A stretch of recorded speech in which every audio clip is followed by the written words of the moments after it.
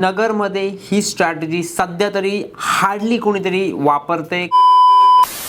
तुम्हाला मी एक अशी स्ट्रॅटेजी सांगतो ना की तुमचा बिझनेस कोणता पण असू तो 20% एका दिवसात वाढू शकतो. कारण की मी स्वतः नगरमध्ये राहतो, मी भरपूर दुकानामध्ये जातो, कॅफेमध्ये जातो, रेस्टॉरंटमध्ये जातो, शॉपिंग करतो, पण कोणीच ही स्ट्रॅटेजी वापरत नाही आणि वापरली तर ती अर्ध्या प्रमाणातच वापरतात. तर तुम्ही ही नक्की वापरा. काय करायचंय माहिती का, तुमचा कोणता पण बिझनेस असू द्या, तुमच्या दुकानामध्ये रोज 50-100 कस्टमर जर येत असतील तर सगळ्यात इम्पॉर्टंट गोष्ट तुम्हाला अशी करायची की तुम्हाला त्या लोकांचा डेटा सेव्ह करायचा आहे. डेटा म्हणजे त्यांचं नाव, ऍड्रेस, फोन नंबर, ईमेल, बस एवढ्या जरी गोष्टी आल्या ना तरी खूप झाल्या. आता या गोष्टीचं आपल्याला करायचं काय, समजा 30 दिवसामध्ये तुमच्या दुकानामध्ये 1000 लोक येऊन गेले, तर आता नवीन कस्टमर शोधणं ही अवघड गोष्ट असते. पण ऑलरेडी जर आपल्याकडे त्या 1000 आलेल्या लोकांचा डेटा असेल, त्यांचा फोन नंबर असेल, ईमेल असेल, तर आपल्याला काय करायचंय, कोणत्या पण एखाद्या स्पेशल दिवशी एखादी ऑफर काढायची आणि ती ऑफर त्या 1000 लोकांना मेसेज पाठवायचा, नाही तर ईमेल पाठवायचा, जर जमलं तर कॉल करून ती ऑफर त्यांना सांगायची.